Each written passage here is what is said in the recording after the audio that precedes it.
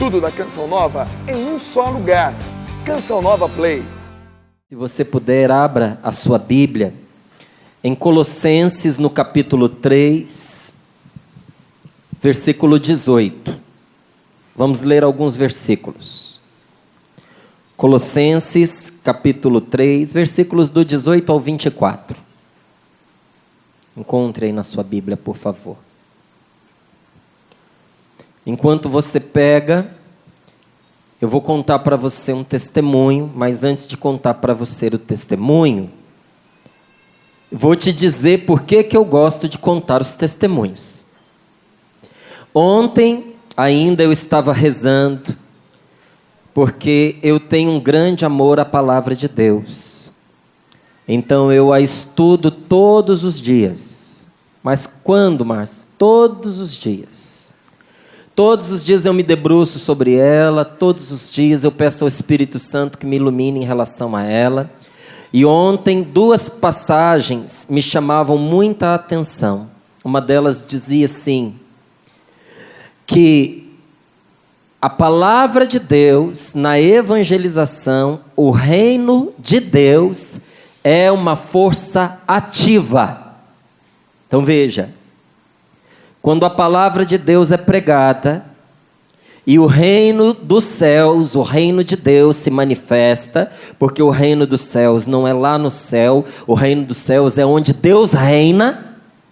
Então, se Deus reina na sua casa tem reino dos céus. Se Deus reina na sua casa tem reino de Deus. O reinado de Deus é onde Deus reina. E o que essa palavra dizia? Que o reinado de Deus na minha vida, na sua vida, a partir da evangelização, é força ativa, é poder atuante. A outra passagem dizia da mesma forma, São Paulo falava com todas as letras. O reino de Deus é poder para a salvação de todos aqueles que creem. Então veja, São Paulo não diz que o reino de Deus é palavras, não diz que o reino de Deus é romance, não diz que o reino de Deus é ideia, que o reino de Deus é filosofia. São Paulo não diz que a evangelização, ela é um estilo novo de vida.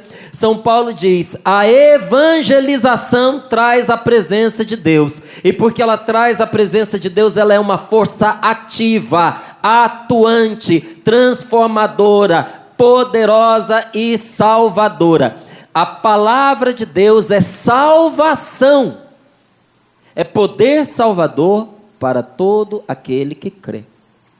Então, desde os meus 14, 15 anos de idade, que eu estudo não só a palavra de Deus, mas sobre os dons do Espírito Santo. E aonde eu tenho ido, eu sempre rezo pedindo ao Espírito Santo que manifeste a força da presença de Deus. E nesses quase 30 anos de serviço ao Evangelho, porque tem 30 anos que eu me dedico à pregação, eu tenho visto inúmeras situações acontecerem por força da intervenção divina. Inúmeras. Eu já perdi a conta de pessoas que vieram dizer, eu estava para tirar a minha vida e passando lá o canal, eu ouvi uma palavra que naquela hora me deu forças de continuar. Um senhor uma vez foi me abraçar lá em Jundiaí. E a divina providência fez casar a minha visita a Jundiaí, lá onde tem aquela festa da uva, lá, aquele lugar de exposição. Fez casar a minha pregação no dia do aniversário do casamento dele. E ele disse, nada é por acaso. Hoje está fazendo 6 anos que eu estaria separado da minha esposa se não fosse uma pregação que eu escutei, sua.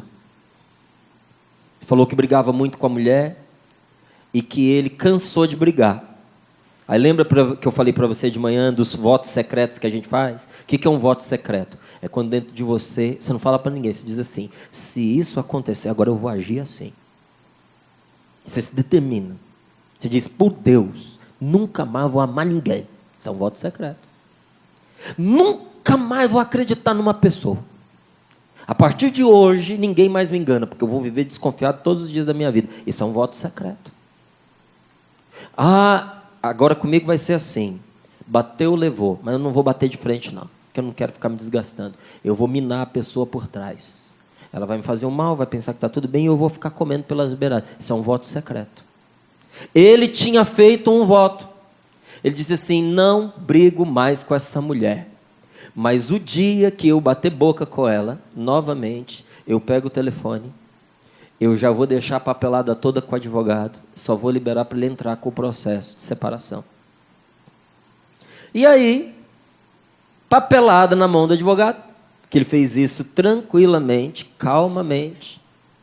Ele estava convicto de que isso era o certo. Se perdeu no meio da discussão com a mulher. Quando ele viu, ele estava batendo boca, e aí ele lembrou. Ele falou: eu disse que eu não ia mais fazer isso, vou pegar e vou só ligar para o cara e vou falar para ele que ele pode entrar com o processo. Não aguento mais essa vida. A hora que ele estava passando em frente à televisão, eu estava no meio da pregação. E a hora que ele passou, ele disse assim: olha, para quem não sabe o que significa a palavra paráclito, ela significa advogado. Porque em vez de você colocar a situação que você está com ela pendente nas mãos do advogado, você não coloca nas mãos do advogado dos advogados. Você já tentou de tudo, só não tentou o mais importante, que é colocar nas mãos de Deus. Põe essa situação, homem, nas mãos de Deus. Você que estava determinado a levá-la aí a um julgamento, ponha nas mãos de Deus. Porque Deus pode o que você não pode. E ele disse que eu fui falando com tanta clareza e riqueza de detalhes, que ele pensou: esse cara está falando comigo, eu estou louco. E a televisão está falando comigo e eu estou achando que tem alguém. Falou: mas por via das dúvidas que ele disse que eu não fiz mesmo, eu vou fazer. E naquela hora colocou em oração. Ele disse: Márcio, algo mudou dentro de mim. E eu fui percebendo que as coisas davam erradas dentro de casa, não era só por causa da minha esposa, era também por minha causa. E quando eu mudei, minha esposa mudou. E hoje eu percebo a loucura que eu ia fazer. Eu ia acabar com a minha família por nada.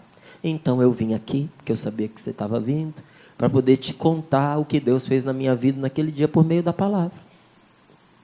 Veja, situações como essa, sinceramente, eu perdi a conta. Seria da minha parte assim até temerário falar isso para você sem testemunhas. Mas graças a Deus a Rosa está do meu lado já, como casada há 18 anos. A minha esposa está sempre comigo. Quantas vezes, né, meu amor? Você já ouviu testemunhos como esse? Tal qual o que eu vou te contar agora. E eu gosto de contar, às vezes, as pessoas que estão perto, porque aí depois você pode conferir pelas impressões de outros também. A Paula, que você acompanha sempre no Sorrindo para a Vida, estava do lado. Eu tinha acabado de apresentar o programa Sorrindo para a Vida, partilhando a palavra de Deus. E desci para sair dos estúdios, quando uma senhora com mais de 60 anos estava me esperando com o marido na saída. E ela disse assim: Márcio, eu vim aqui dar um testemunho a você, porque eu não gostava muito desse programa Sorrindo para a Vida, não. Eu acompanho a Canção Nova, mas eu não acompanhava Sorrindo para a Vida. Ela falou: na verdade, não é que eu não gostava, era indiferente para mim, porque eu não ouvia. Como eu gosto da Canção Nova, já ligava na missa de manhã cedo. Aí durante a missa eu prestava atenção, mas terminava a missa eu já começava a fazer as minhas coisas. Nunca parei para poder ouvir o Sorrindo para a Vida e não me chamava a atenção. Mas uns dias atrás, a pregação, não é o programa, gente. Aqui para mim o que importa é a palavra de Deus. Ela disse assim: a pregação da palavra fez uma coisa extraordinária na minha vida. Me pegou num dia extremamente difícil. Porque eu e a minha mãe nunca nos demos bem. Eu e a mamãe, a gente nunca se acertou, nunca. Minha mãe tem mais de 80 anos. Eu cresci, eu me lembro desde que eu era pequenininha, da minha mãe pondo o dedo na minha cara e dizendo: eu não gosto de você, eu não amo você, eu não te quis. Eu não desejei você. Você foi um erro. Você foi algo que eu não esperava. E eu não gosto de você, não amo você. E essa mulher me contava que a vida inteira ela ouviu esse discurso. Mas ela entendia que aquela era a única mãe que ela tinha. E se não fosse aquela, não seria nenhuma. Falou: eu passei a minha vida inteira fazendo de tudo para minha mãe gostar de mim, fazendo de tudo. Até que agora, uns poucos meses atrás, em mais uma tentativa, veja, 60 e poucos anos, em mais uma tentativa de agradar a minha mãe já uma octogenária, pediu para conversar comigo, sentou-se à minha frente e disse para mim assim: minha filha, desde que você era pequena, que eu digo para você que eu não gosto de você, que eu não te amo. E agora estamos nós duas aqui velhas. Eu já tenho mais de 80, você já tem mais de 60. E eu continuo vendo o seu esforço e a sua dedicação para me agradar. Eu vejo que você faz de tudo para me agradar. Só que eu não sei mais o que fazer para eu dizer para você e te convencer que eu não te amo. E nem que eu tivesse mais 500 anos de vida e você tivesse 500 anos de vida, 500 anos não seriam suficientes para eu amar você, eu não te amo. E ela, percebendo a convicção das palavras da mãe, diz para mim que aquela ferida que existiu da vida inteira se aprofundou. E aqueles dias foram terríveis que se seguiram para ela, de tristeza, de melancolia, quase entrando numa depressão. Eu não me lembro qual foi a palavra, ela deu testemunho lá para mim, me contou, talvez a Paula lembre, eu não lembro. Ela disse assim: eu estava passando lá e ouvi aquela pregação. Aquela palavra ela foi entrando dentro de mim. Ela disse: eu sei que eu não saí do chão, mas eu senti como se eu tivesse saído. Eu cheguei a olhar para os meus pés, para ver se eu não estava levitando. Porque Deus pôs a mão sobre mim naquele dia. E sem saber, ela estava descrevendo para mim sinais de uma pessoa batizada no Espírito Santo. Quem já viveu essa experiência dessa graça chamada batismo no Espírito Santo, sabe que ela é espiritual, que ela é interior, mas que a grande maioria das pessoas, não são todos, mas a grande maioria das pessoas, quando recebe esta graça de Deus, tem também impressões no seu corpo, no seu físico. Alguns sentem um calor muito grande, outros sentem exatamente o que ela disse. Parece que o chão descolou dos pés. A pessoa se sente levitando, não está, mas se sente levitando, sente calafrios, uma comoção profunda, uma alegria desmedida, e na hora a pessoa até parece meio louca. Ela estava descrevendo para mim os sinais de uma pessoa batizada no Espírito Santo, mas eu estava lá ouvindo, fiquei quietinho, só escutando. E me contou o que aconteceu a partir daquele momento. Falou: Márcio, foi como se houvesse girado uma chave dentro de mim. Naquela hora, eu não entendi com a cabeça. Eu entendi com a cabeça e com o coração que a minha mãe é uma pessoa doente. E eu me enchi de misericórdia, de compaixão para com ela. Naquele momento eu amei a minha mãe, com todo o desamor dela em relação a mim. E quando esse amor tomou conta de mim, eu me senti livre. Eu não preciso da aprovação da minha mãe para eu ser alguém na minha vida e nem para eu ser feliz. Isso ficou claro para mim como nunca antes na minha vida havia ficado claro. E uma paz tomou conta do meu coração. Nos dias seguintes, eu percebi que duas coisas aconteceram comigo. Eu parei de passar mal por causa de uma gastrite que eu tinha de muitos anos e não curava. Fiz tratamento médico, fiz tratamento psicológico. A Paula estava junto. Fiz tratamento médico, fiz tratamento psicológico, porque eu sabia que a minha gastrite e a minha asma tinham raízes psicológicas. Mas saber disso não me melhorava, não me curava. Não adiantava eu saber. Eu sabia, mas o problema não se resolvia. O tratamento não resolvia. Aquela palavra trouxe para mim perdão, a cura dessa gastrite, eu não tenho mais a asma. Durante dezenas de anos, eu carreguei aquela asma crônica. Tinha crises quase todos os dias. Mas a palavra de Deus foi para mim força e salvação. Nós fazemos encontros como esses nossos. Não é simplesmente para a gente ficar debulhando a nossa história, o nosso passado. E clamando a Deus que dê um alívio para nós. Nós estamos reunidos aqui porque nós temos fé na presença restauradora de nosso Senhor Jesus Cristo. Porque quando Jesus entra na vida de uma pessoa, a salvação entra com Ele. Que Ele é médico e remédio para as nossas mazelas. Que nós convivemos todos os dias com pessoas frágeis, a começar de nós mesmos, porque nós somos fracos. Somos ou não somos? Gente, nós somos fracos. Esse é o absurdo, o disparate e a estupidez. A gente desiste das pessoas e resiste em continuar convivendo com as pessoas por causa das fraquezas delas, quando nós esquecemos que nós também temos. Nós precisamos entender que a vida em conjunto, seja dentro da família, seja no seu trabalho, na sua vizinhança, ela é administrar das fraquezas próprias e alheias. Só tem um jeito de você não lidar com a fraqueza alheia. Você descubra onde é que tem uma ilha deserta, fora do mapa, onde ninguém vai te achar, e você se enterra lá. Aí você não vai topar com a fraqueza de ninguém, além da sua. Mas ainda corre o risco de fazer igual um amigo meu padre, que eu ouvi. A mulher chegou para ele e disse assim: padre, o senhor é insuportável. Ele disse para ela assim: pois é, e a senhora que me aguenta só quando vem na missa? E eu que tenho que me carregar o dia inteiro. Até ele se achava chato. E era mesmo, entendeu?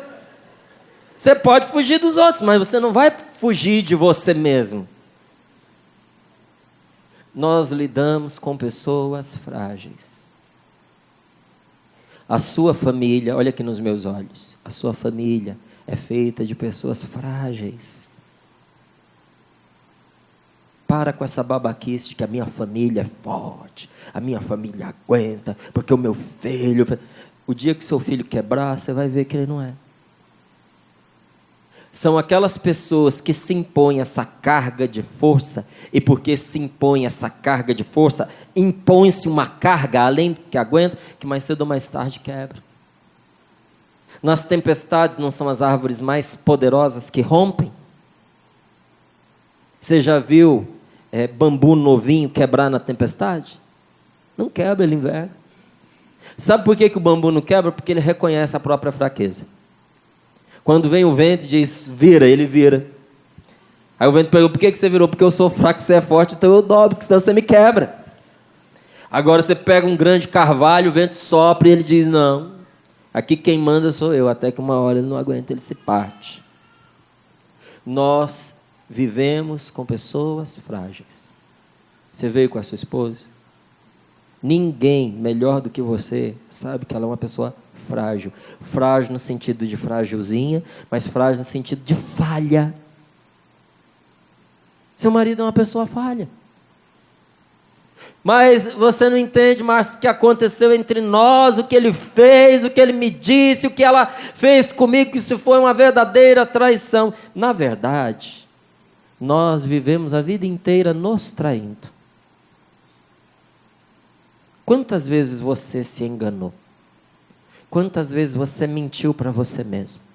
Quantas vezes você fez burradas que colocaram em descrédito a pessoa que você é e comprometeram coisas importantes da sua vida?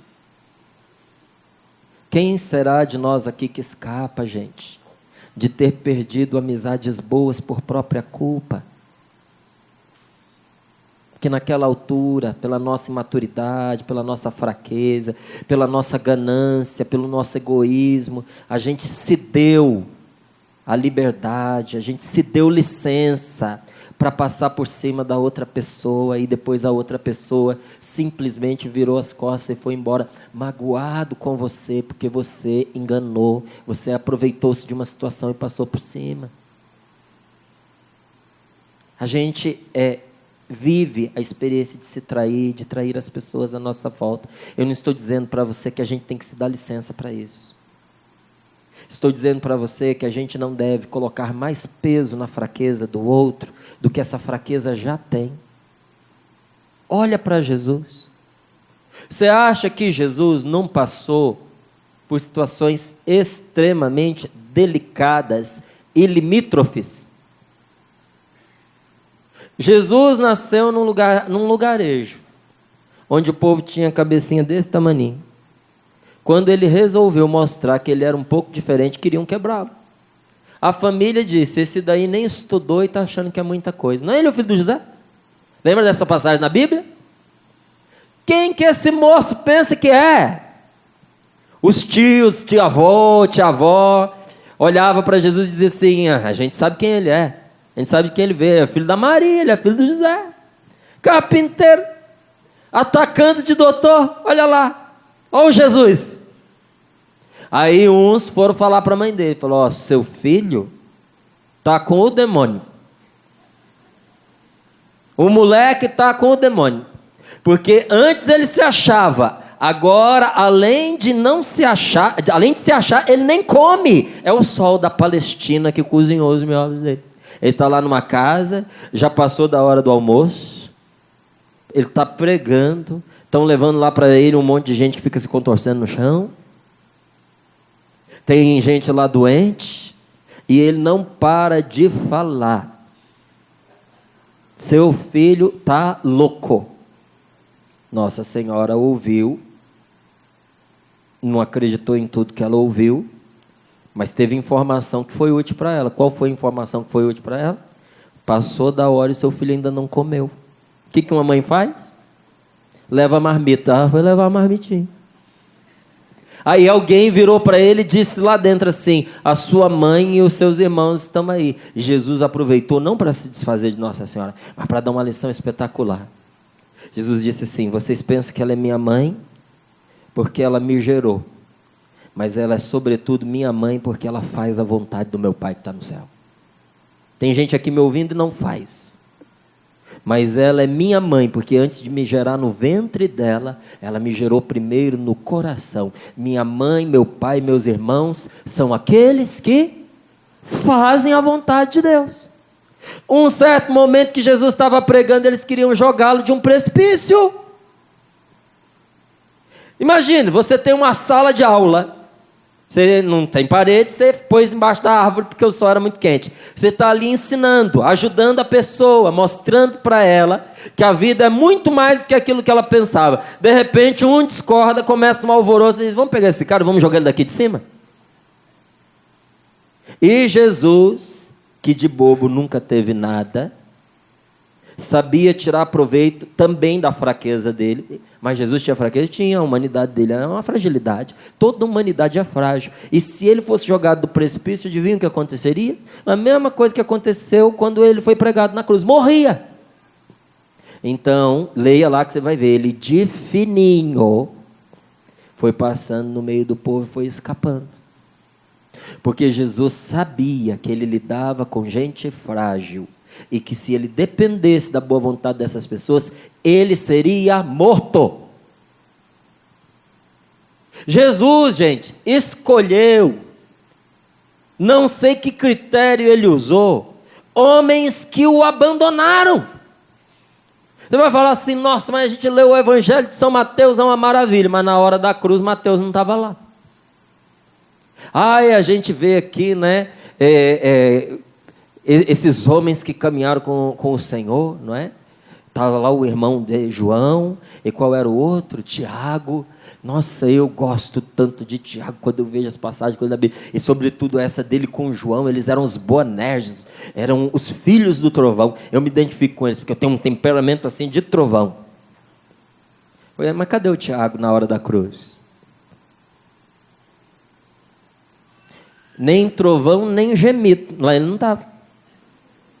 estava João, que era um menino. Mesmo assim, amparado pelas mulheres.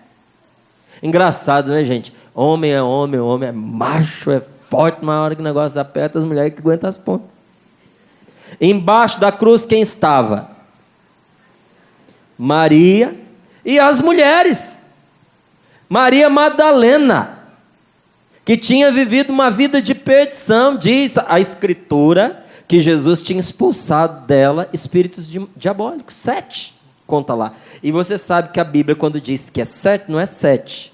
É um número assim, sem conta. Aí a Bíblia é gentil e diz 7, que não dava para contar.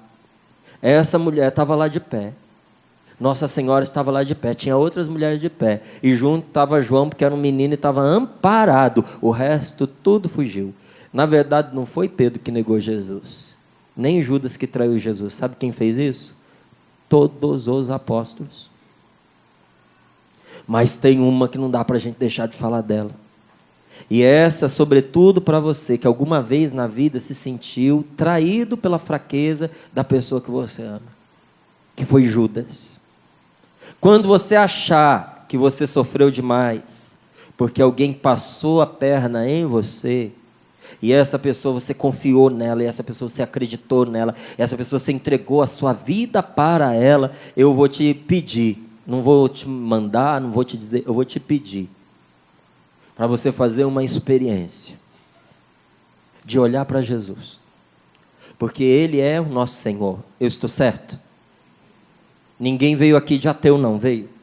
Porque se for de ateu, a gente tem que fazer um outro encontro, um outro discurso, porque as bases são outras. Você está aqui porque você acredita em Deus. Você está aqui no encontro cristão, porque você acredita que Jesus Cristo é o Filho de Deus, nosso Salvador. Senão, amigo, você caiu aqui de paraquedas, que bom que você veio. Porque perdido você há de se achar. Você está no lugar mais trocado do mundo. Nós que somos cristãos, nós temos que entender que quando eu digo eu sou cristão, eu estou dizendo que eu vou encontrar em nosso Senhor o modelo para eu enfrentar as dificuldades da minha vida. Olha para Jesus. Jesus não desistiu do que é certo por medo das consequências. Não desistiu. Você não pode desistir do que é certo por medo das consequências, sobretudo das humilhações e dos sofrimentos. Não pode. O que é certo é certo. Márcio, eu errei no que era certo. Levanta e começa de novo. Nós vamos acertar. Nós temos a vida para aprender. Nós temos a vida pela frente. A pessoa que vive com você errou. Ela está arrependida, ela quer recomeçar com você, encoraja ela, diz para ela, olha, eu estive magoado, eu estive entristecido, mas eu vou fazer essa opção, eu vou acreditar em você, juntos nós vamos conseguir.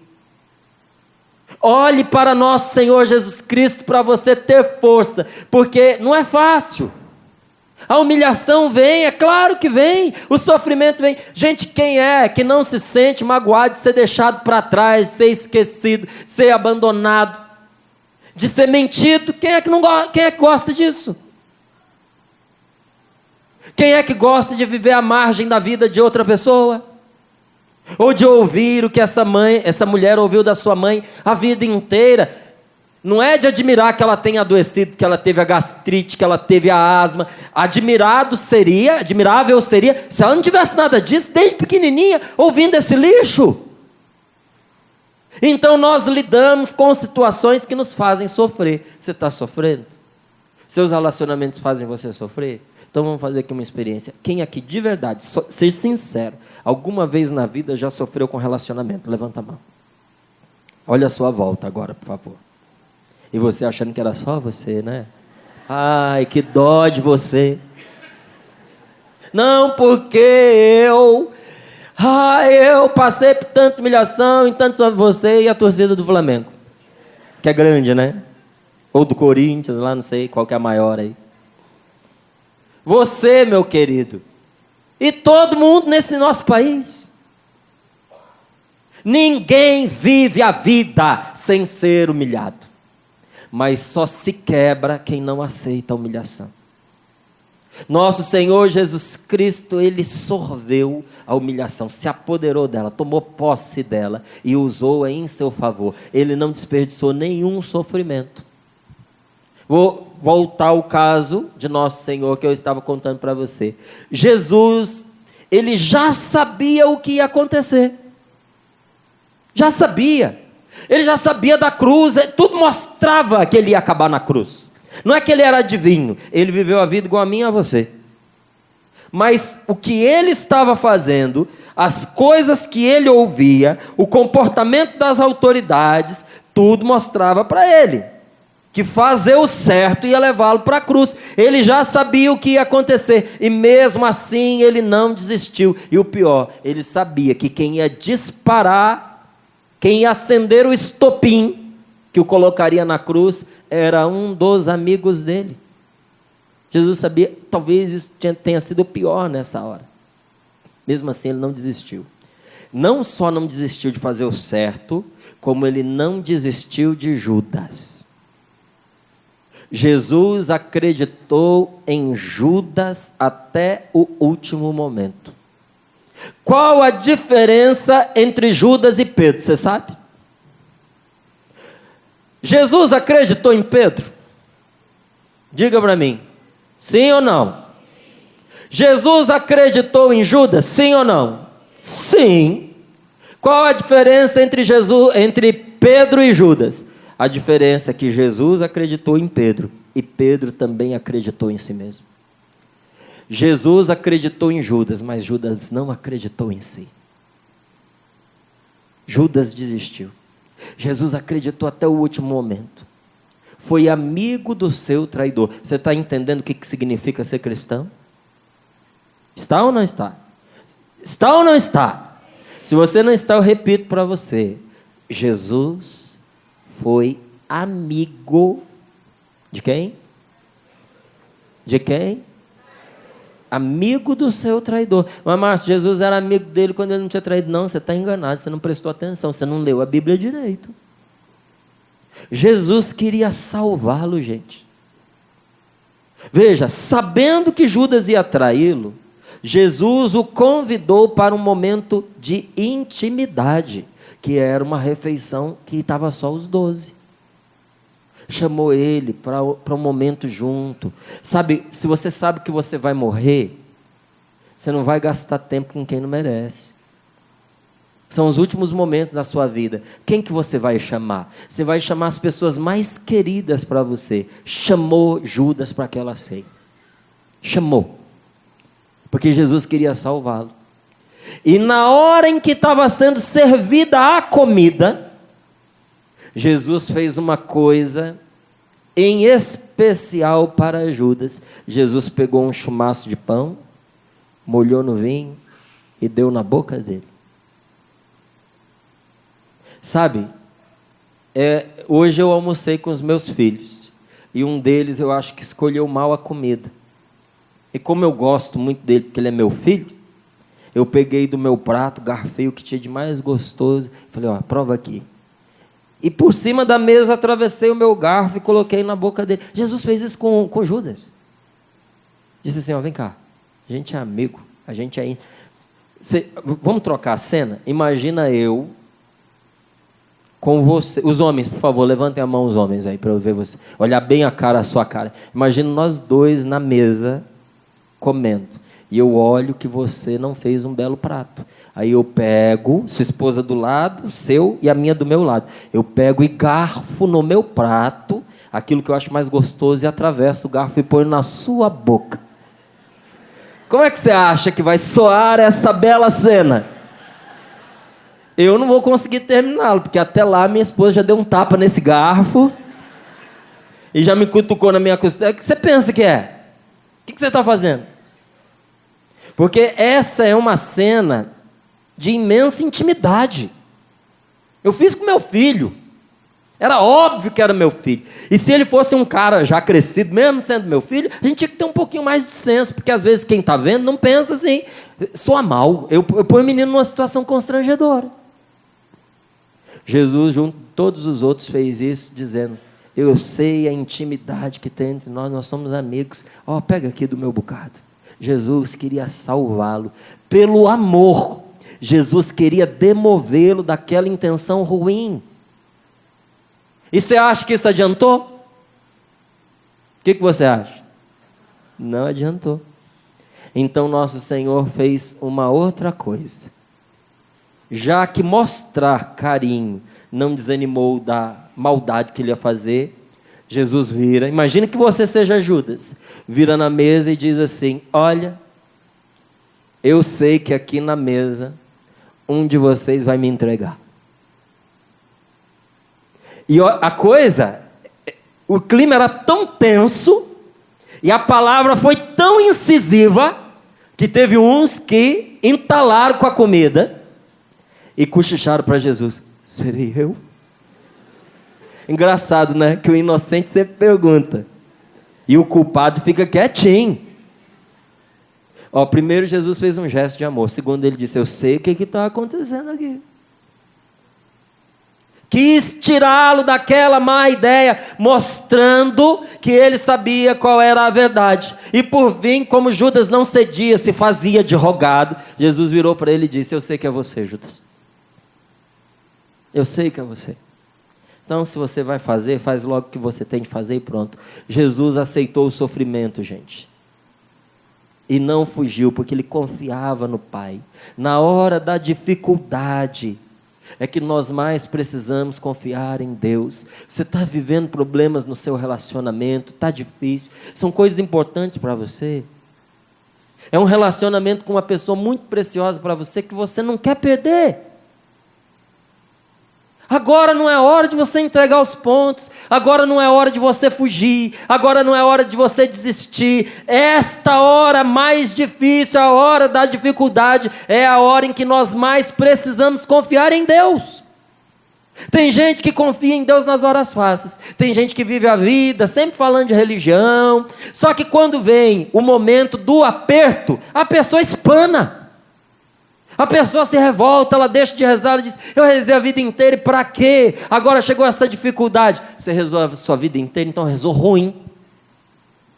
Porque se você rezasse direito, essa experiência de oração ia mostrar para você, ia treinar você para agora, nessa hora em que você mais precisa. Você precisa continuar insistindo na oração e não desacreditar de Deus. Porque a salvação, a graça, a vitória sobre o sofrimento, Jesus é muito claro em várias passagens, é dada a quem persevera.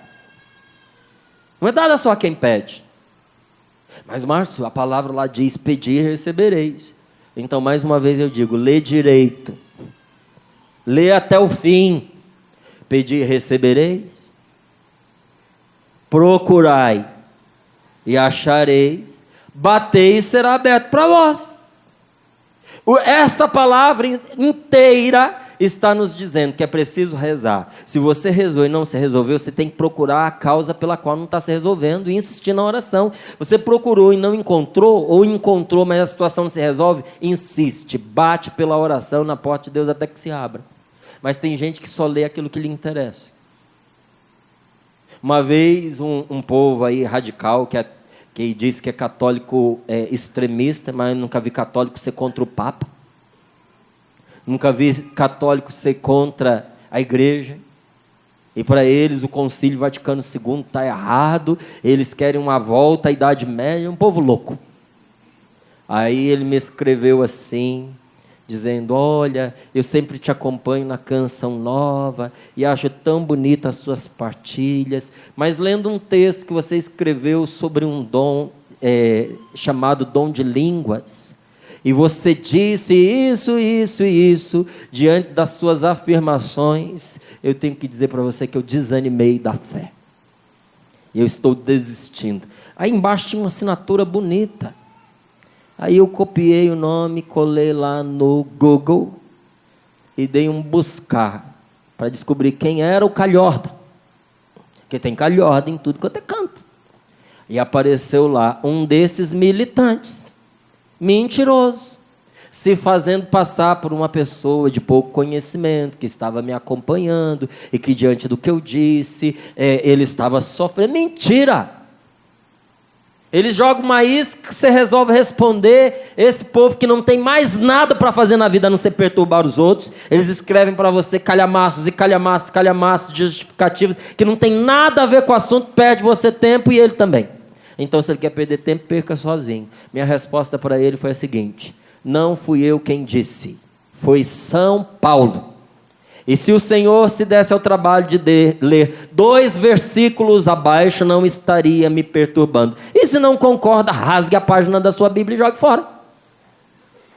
Pelo amor de Deus, tem gente que só quer colher da palavra de Deus aquilo que lhe interessa. Não, leia direito. A Sagrada Escritura nos manda rezar? Manda. Mas ela também nos garante que o resultado vem para quem persevera. Nenhuma situação que você está vivendo chegou ao fim. Não chegou. E enquanto não chegar ao fim, você não está derrotado. Derrotado não é a pessoa que passa por altos e baixos. Derrotado é quem desiste. Pedro chegou ao fundo do poço. Pedro negou Jesus 3 vezes, e a terceira vez ele negou para uma pessoa que não tinha, naquela época, o menor valor social. As mulheres não contavam, ela era uma mulher empregada, escrava, não tinha valor nenhum, era uma escrava, nem era uma mulher livre. Só que Pedro era menos livre do que aquela mulher que era escrava, porque ele foi capaz de dizer: eu não conheço esse homem. Ele desceu ao mais fundo do poço. Olha, Pedro desacreditou tanto que quando ele diz assim, depois da ressurreição de Jesus, ele diz: eu vou pescar. Ele estava dizendo: eu vou voltar para a minha vida velha, eu vou voltar para a minha antiga profissão. Jesus falou para mim: vinde após mim e eu farei de vós pescadores de homens. Mas eu não me dei bem nessa profissão, eu estou voltando para a antiga vida. Pedro experimentou o que é a negação no mais profundo do seu ser, mas no fundo, ele nunca desistiu. E porque ele nunca desistiu, quem foi que ele se tornou? Se tornou o Papa da igreja. Jesus pegou alguém que estava no fundo do poço e colocou no lugar mais alto que alguém poderia chegar. São Paulo, doutor, um homem treinado, falava várias línguas, de família nobre, com títulos que dava para você desenrolar um papiro, os títulos dele. Não ficou no lugar que Pedro ficou. Olha como Deus faz com uma pessoa que é capaz de perseverar. O momento está difícil, não é hora de você desistir não. Agora é a hora de você se firmar com Deus. Sabe, é porque nós sabemos que o Senhor nos justificará, é que nós não nos sentimos desonrados. A nossa desonra não vem porque a pessoa não nos enganou, não mentiu para nós, ou correspondeu, deixou de corresponder aos nossos sentimentos. Nós não nos sentimos desonrados porque Deus nos justificará. Esses dias eu estava comentando aqui com um irmão meu de comunidade. E eu partilho isso com alegria, não estou reclamando não. Eu estou dentro da Canção Nova há muito tempo. Tudo que eu faço é para essa obra. Há um tempo atrás, um dos meus filhos descobriu que eu já tinha mais de 3 milhões de livros vendidos. Fez uma reunião com o outro e me chamaram para uma conversa muito séria. Aí sentaram, fizeram comigo igual eu faço com eles. Papai, senta aqui, por favor. Sentei. Então, a gente ficou sabendo que o senhor tem mais de 3 milhões de livros vendidos, é verdade? E eu muito trouxa.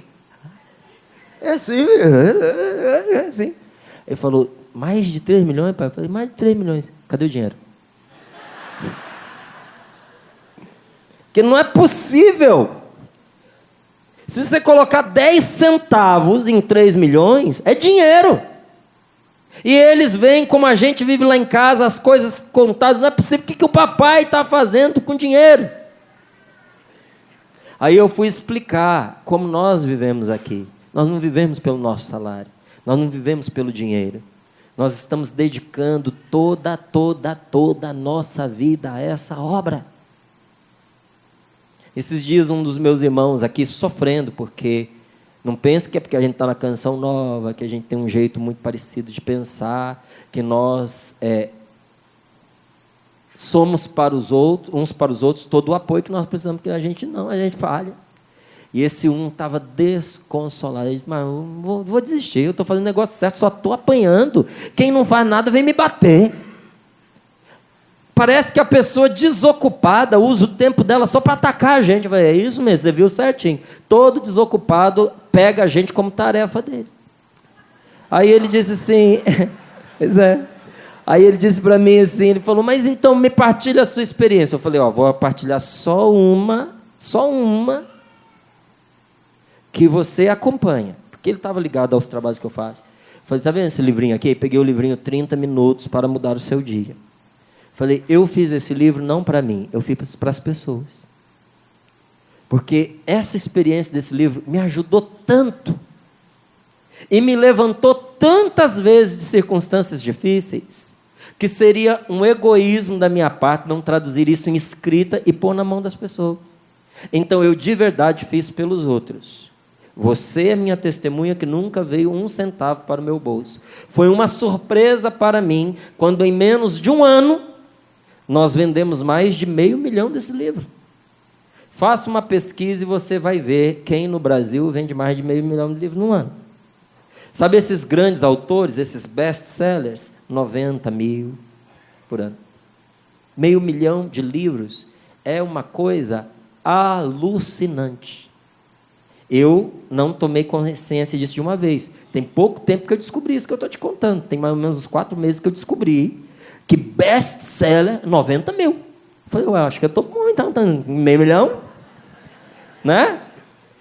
Aí ele me ouvindo e eu disse assim, me diga quantas pessoas você acha que me felicitaram, disseram assim, olha, parabéns, por mais de 500 mil de livros vendidos, porque é mais de 500 mil de livros evangelizando nas casas das pessoas.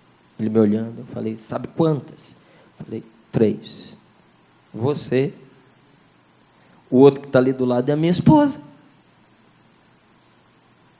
Aí ele viu que não estava sozinho. Eu falei, você acha que eu estou procurando retorno, reconhecimento nesse caminho que nós estamos fazendo, gente? É muito difícil para as pessoas reconhecerem o nosso trabalho. Primeiro, porque muita gente não concorda com o que a gente faz, com o que você faz, e não vai reconhecer o seu trabalho. Primeiro. Segundo, gente burra não reconhece trabalho de gente inteligente. Porque se ele fosse inteligente, ele fazia, não precisava reconhecer o seu. Concorda? Você olha para a pessoa e diz assim, mas ela não entende. Aí eu digo para você, mas você não entende que ela não entende? E você fica gastando seu tempo tentando fazer com que ela entenda. Ela não entende, gente. Outro dia uma pessoa veio brigar comigo. Eu falei, se eu tiver que explicar para ela o óbvio, eu estou perdendo meu tempo. Então como é que a gente resolve? Tá bom, tá bom. Tá bom. Não é? Você conhece aquela máxima? O discípulo chegou para o mestre e disse, mestre, qual é o segredo da felicidade? E o mestre olhou para ele e disse, não discutir com gente estúpida. Aí ele parou, pensou e disse assim, não concordo. Aí o mestre respondeu, tem razão. É assim, ó, pelo amor de Deus, não é? Você vai discutir com gente burra? Terceiro, a inveja é uma coisa mais comum do que você imagina. A pessoa que tem inveja de você nunca vai reconhecer a coisa boa que você está fazendo, a não ser que reconhecendo o bem que você fez, ela possa encontrar entrada para te fazer um mal maior. Por que que nós prosseguimos? Porque nós temos no nosso coração uma certeza, Deus nos justificará. Márcio, ninguém vê o que eu faço dentro da minha casa, Deus vê. Márcio, você não sabe o sapo que eu estou engolindo para manter o nosso casamento de pé. Deus vê. Márcio, você não sabe o que minha esposa tem me feito sofrer. Deus vê e está vendo a sua determinação, a sua coragem, a sua insistência. Olha quantos anos vocês viveram e venceram juntos. Vocês não viveram apenas, vocês venceram esses anos juntos. E de repente, por causa de uma situação limite que pegou você no momento de fraqueza, pegou ela no momento de fraqueza, pegou você no momento de cansaço, ou ela no momento de cansaço, vocês vão jogar fora uma vida inteira por causa de um apanhado de erros que vem acontecendo. Assuma os seus e seja um sinal de salvação para eles. É isso que nós precisamos nessa hora, quando a gente toma essa decisão. Até o nosso sofrimento se transforma num bem. Como assim? O nosso sofrimento se transforma num bem. Ele se torna uma escola, porque só pode consolar quem já sofreu. Olha, eu não reclamo da minha vida não, mas ela não foi fácil. Eu passei por muita dificuldade na minha vida, muita. Um garoto estudar igual um condenado e passar num concurso aos 14 anos de idade e ir embora de casa, sem motivação de ninguém, tem que ter um motivo. Eu não aguentava mais sofrer. Lá em casa, a gente não é por culpa de ninguém. Todos nós feridos, nós nos fazíamos uns aos outros sofrer demais, gente. Sofrer demais. Quanta situação dolorosa, de incompreensão eu já enfrentei na minha vida. Quanta situação de extrema necessidade, de contar as colheres de arroz para não passar fome. Sabe o que é você não ter nada? Quando eu saí da minha casa, eu não sabia organizar uma casa, porque a gente não tinha uma casa para organizar, não tinha nada dentro de casa. Como é que você organiza uma casa que não tem nada dentro dela? Era minha, da minha família. Minha mãe casou, obrigada, aos 17 anos de idade, com um homem 20 anos mais velho do que ela, que também sofreu horrores. Foi praticamente vítima de trabalho escravo. Os meus pais, eles são uns vencedores, eles são uns heróis. Eles nos fizeram sofrer, não porque quiseram, porque era o que eles tinham para nos oferecer, mas eles são uns heróis. Mas se eu não tivesse passado por essa escola de dor, de sofrimento, e saído tão cedo de dentro de casa, sinto muito te dizer, mas eu não teria o que dizer para você. Às vezes a pessoa olha lá no Sorrindo para a Vida e fala assim, nossa, de onde é que ele tira tanta coisa? Sabe o que você faz com uma cana? Você tirar o suco dela? A vida foi fazendo comigo, você passa, você passa, você passa. E você, Márcio, gosta de sofrer? De jeito nenhum, eu fujo do sofrimento igual o diabo da cruz, mas ele me pega. Ele me cerca. Sabe, tem um livrinho antigo chamado Imitação de Cristo, que diz assim, quanto mais você foge da cruz, mais ela te persegue. Então o jeito é ficar e abraçar. Agora eu estou aprendendo a ficar, abraçar, enfrentar e fazer a escola, porque só pode consolar quem já sofreu. Quem aqui é pai? Levanta a mão. Pai e mãe, levanta a mão. Olha aí, a grande maioria. Pode baixar. Quem não é pai e mãe, levanta a mão. Continua com a mão levantada. Só abaixa a mão quem não é pai e mãe e não quer ser. Não quer. Quem quer ser pai e mãe, não é, mas quer ser, levanta a mão. É quase todo mundo.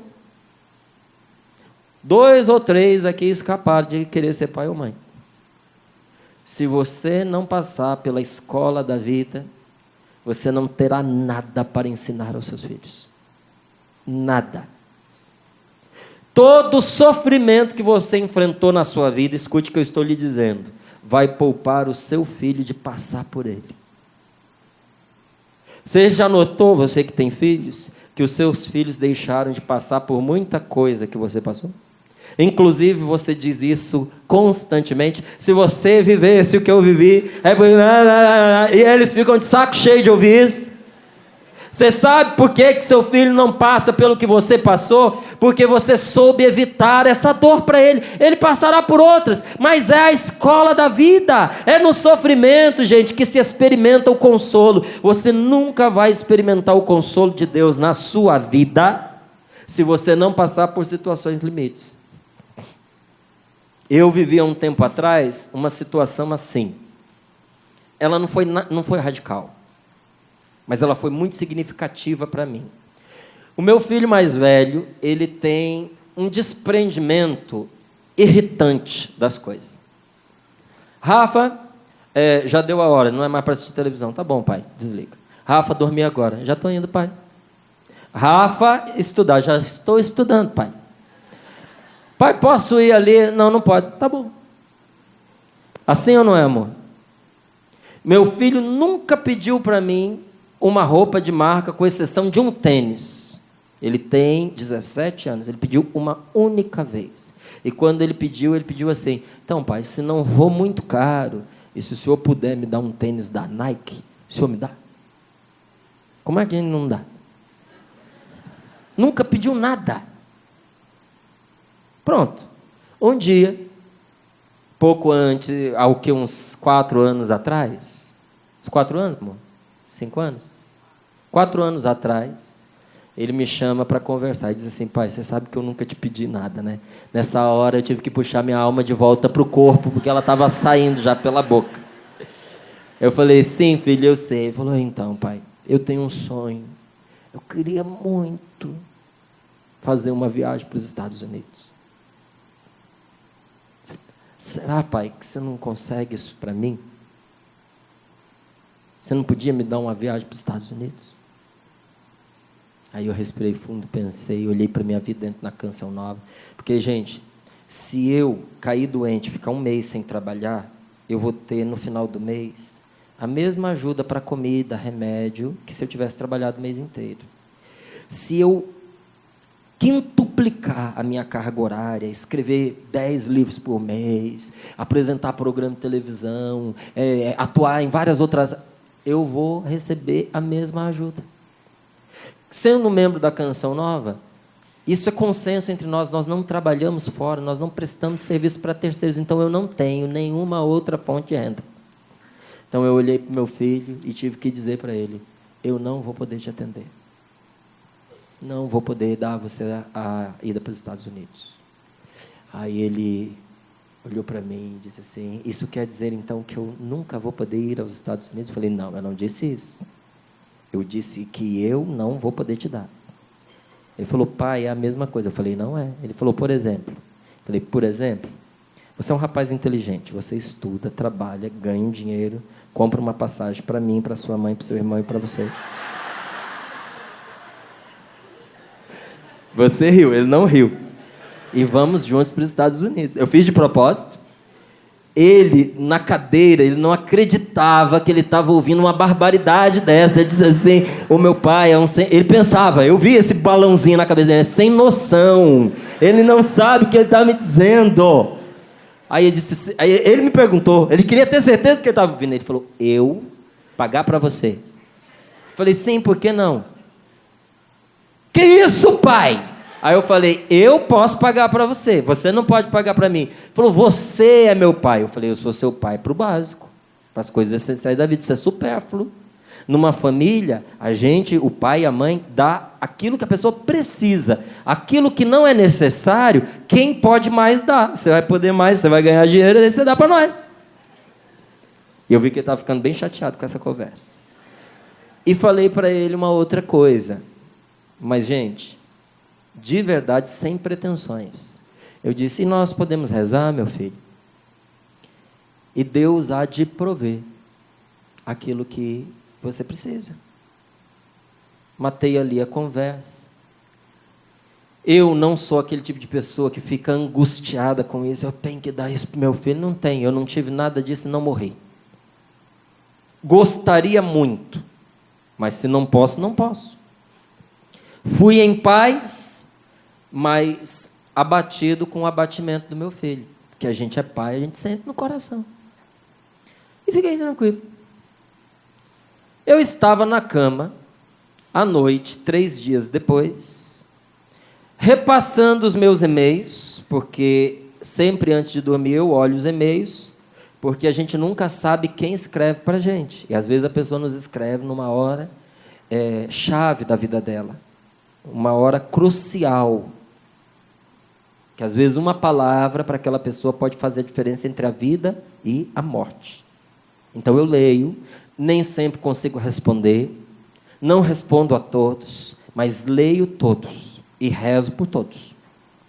Aqueles que eu percebo que eu posso ajudar e que realmente precisam e querem a ajuda, eu dou uma resposta. Aqueles que eu vejo que só querem gastar tempo, porque tem, ou que querem que eu diga para eles os que eles já têm a resposta e querem ouvir, esses eu não respondo. Mas se a pessoa tem uma real necessidade, eu vejo que pode ajudar, eu respondo. Estava lá eu passando os e-mails, já era quase meia-noite, quando eu vi lá um e-mail escrito assim, Divina Providência. Aí cliquei para ler, estava escrito assim, eu tenho esse e-mail. Estava escrito assim, Márcio, eu acompanho diariamente Sorrindo para a Vida. E por anos eu estive prostrado na depressão. Sou um empresário bem-sucedido. Fiz todos os tratamentos, não conseguia me levantar, mas todos os dias essa palavra de Deus foi me reerguendo, foi me reerguendo, foi me reerguendo, e hoje eu me despedi do último remédio controlado.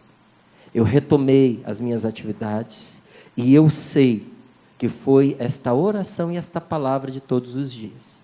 Eu gostaria de agradecer você e queria dar um presente a você, mas como também sou pai, sei que se você quer agradar ao pai, dê um presente ao filho. Disse, eu não sei quantos filhos você tem, mas eu queria oferecer para os seus filhos, 2, 3, 4 filhos, não sei quantos você tem, uma viagem para os Estados Unidos. Aí ele disse assim, para você não achar que é um presente de grego, né, que você dá, mas o que você deu mais tira da pessoa do que deu. Então, o meu presente é a viagem, a hospedagem, os deslocamentos, o passaporte e algum dinheiro para vocês comerem e andarem lá nesses dias. E como provavelmente seus filhos são jovens, porque você ainda é jovem, o presente é para os filhos, mas aí eu ponho o pai e a mãe junto também. E terminou dizendo assim, por favor, não recuse. Não é para você, é para os seus filhos. Eu não tenho fique registrado que eu não tenho nenhuma outra intenção além de agradecer. Eu não quero nada em troca, eu não pedirei nada em troca.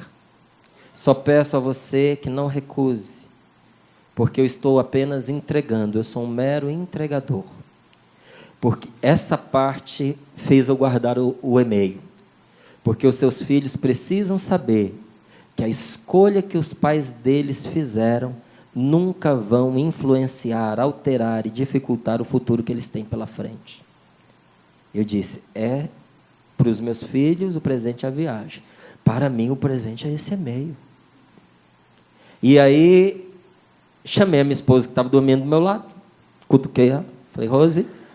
Ela acordou, eu falei, senta. Ela sentou, eu botei o iPad no colo dela, falei, leia, por favor. Aí ela leu, pegou o iPad, colocou no meu colo e fez assim, deitou e dormiu. Falei, é exatamente o que eu pensei. O cara é louco. Fechei o negócio, fui dormir, já resolvido que eu não ia nem responder. No outro dia de manhã, ela acorda toda alegrinha e vira para mim assim, você acredita que aquela situação do Rafael me impressionou profundamente? Eu falei, sério, amor, por quê? Não, você acredita que eu sonhei? Que você tinha recebido um e-mail?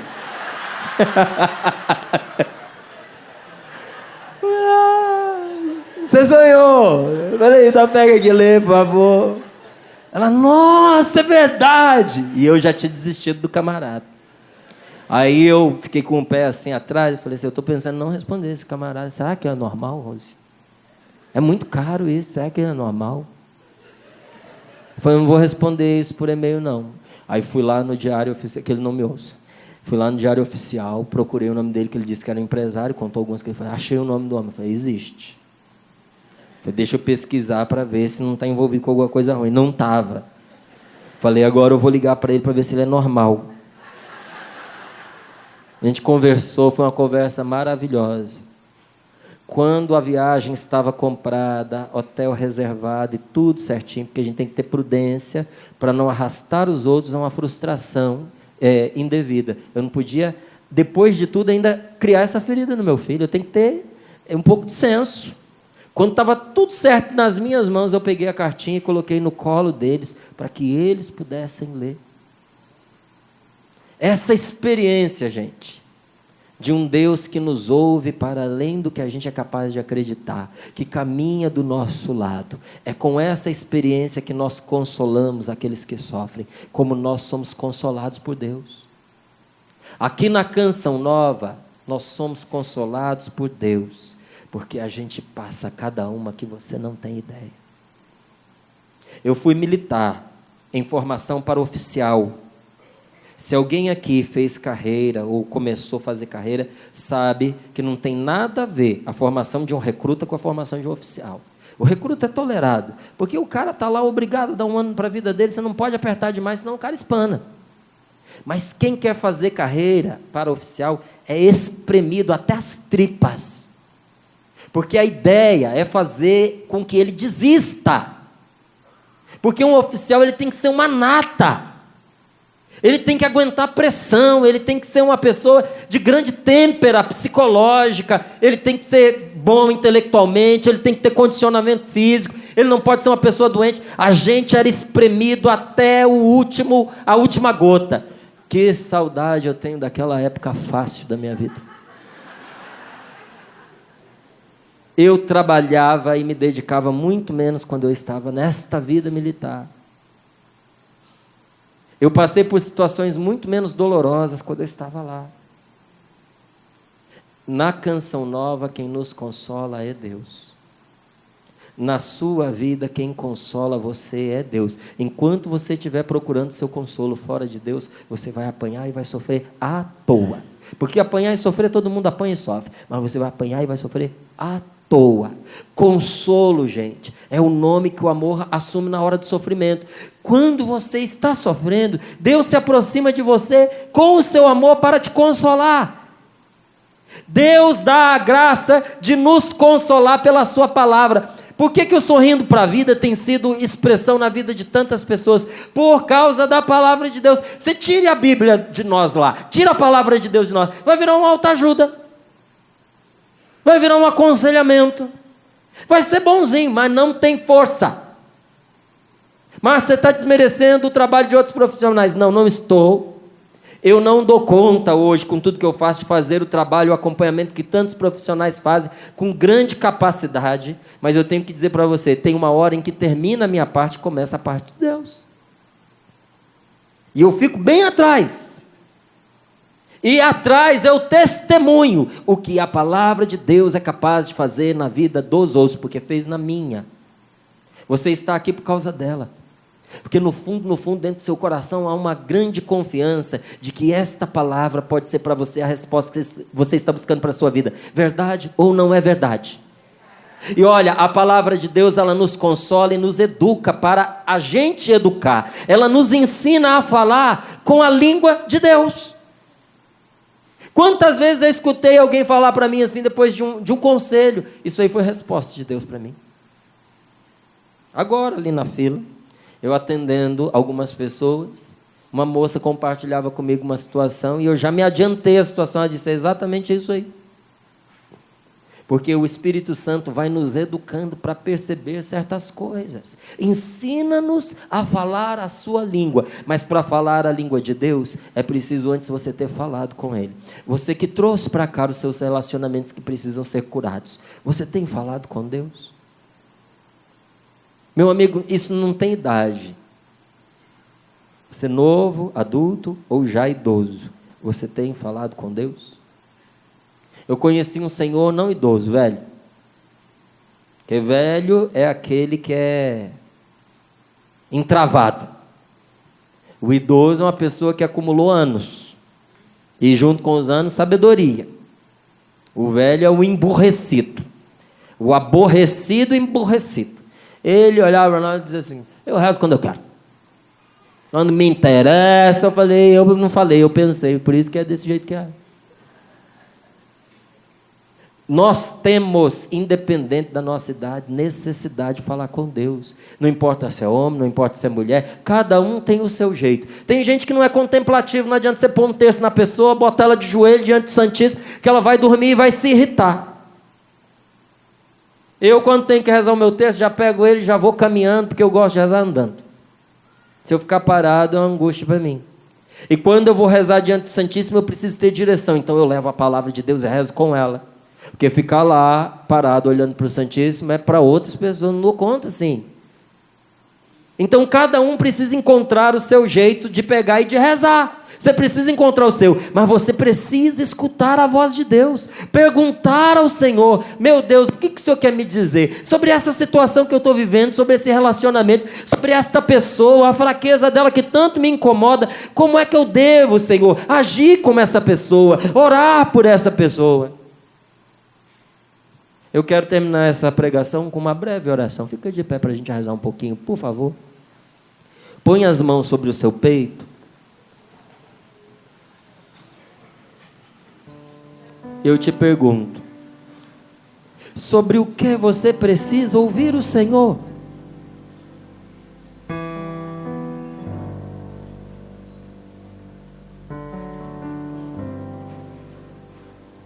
Feche os seus olhos um pouquinho.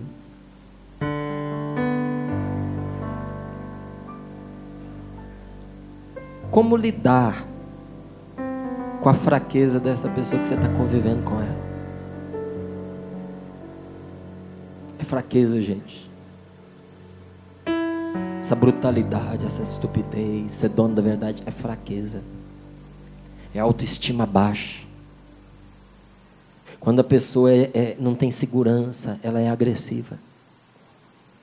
Quando a pessoa não se sente amada, ela magoa os outros, ela fere os outros. Nunca vi uma pessoa feliz, que se sente amada e que tenha autoconfiança, sair pisando nos outros. Nunca vi. Essa pessoa precisa de Deus e precisa de você. Se você não respirar fundo e não tiver fôlego, essa pessoa não vai ter você para ajudá-la. Essa pessoa que você amou e já viveu tantas coisas junto dela. Pede a Deus esta graça. Agora, quem você precisa confortar com uma palavra? Peça ao Pai em nome de Jesus que lhe dê a força do seu Espírito Santo para você nunca desistir do que é certo. Mas eu estava pensando em desistir do meu matrimônio. Peça a Deus a graça para você nunca desistir do que é certo, por medo da humilhação e por medo do sofrimento, porque o problema só vai mudar de endereço. Diga: Senhor, eu creio nisso. Senhor, eu creio nisso. E eu recebo esta palavra sobre mim como uma bênção. Que palavra! Essa palavra que você tinha separado, depois você leia. Eu a proclamo sobre você agora. Mulheres, sede submissa a vossos maridos, como convém no Senhor. Maridos, amai vossas esposas, e não sejais áspero com elas. Filhos, obedecei em tudo aos vossos pais, pois isso agrada ao Senhor. Pais, não irriteis os vossos filhos, para que eles não percam o ânimo. Empregados, obedecei em tudo aos vossos senhores daqui da terra, não servindo apenas diante dos olhos, como quem procura agradar a seres humanos. Obedecei-lhes com simplicidade do coração, no temor do Senhor. Tudo o que fizerdes, tudo o que fizerdes, fazei de coração, como para Deus e não para seres humanos, sabendo que é o Senhor que vos recompensará, fazendo-vos herdeiros ao Cristo e Senhor é que estáis servindo. Diga comigo: Senhor, eu tomo posse desta palavra. Eu confio que esta palavra é verdadeira. É a Ti que eu sirvo, no meu irmão, na minha esposa, no meu marido, nos meus filhos. Senhor, eu quero que esta palavra seja hoje para mim o vigor que eu tanto necessito. Dá-me, Senhor, esta graça. Dá-me, Senhor, esta graça. É o que eu te suplico neste momento. Nossa Senhora, Mãe de Jesus, Nossa Senhora, e minha mãe. e minha mãe. Põe tua mão sobre mim e me abençoa nesse momento. Cobre-me com o teu manto, para que esta palavra seja libertação na minha vida também. Ave Maria, cheia de graça, o Senhor é convosco. Bendita sois vós entre as mulheres, e bendito é o fruto do vosso ventre, Jesus. Santa Maria, Mãe de Deus, rogai por nós, pecadores, agora e na hora de nossa morte. Amém. Abençoe a pessoa que está do seu lado. Faça o sinal da cruz mais uma vez sobre a fronte dela. Dê um abraço nela. E diga: eu te abençoo do fundo do meu coração. Às vezes a vida da gente não é fácil. Pode falar para ela. Às vezes é mais difícil do que fácil, mas é verdade. Com Deus nós podemos vencer. Com Deus nós vamos vencer. Dá mais um abraço, vai.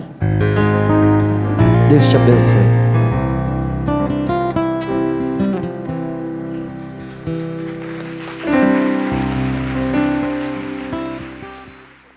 Tudo da Canção Nova em um só lugar. Canção Nova Play.